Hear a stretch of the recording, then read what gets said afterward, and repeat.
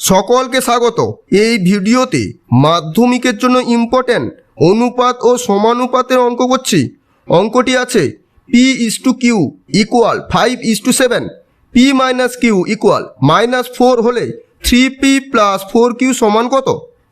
উত্তরে হবে P-Q equal -4, P equal Q-4, P/Q equal 5:7, P/Q equal 5/7, 5Q equal 7P, 5Q equal 7 into P এর মান Q-4, 5Q equal 7Q - 28, 5Q - 7Q equal -28, -2Q equal -28, Q equal -28 divided by -2, Q equal 14, P equal Q-4 equal Q এর মান 14 - 4 equal 10।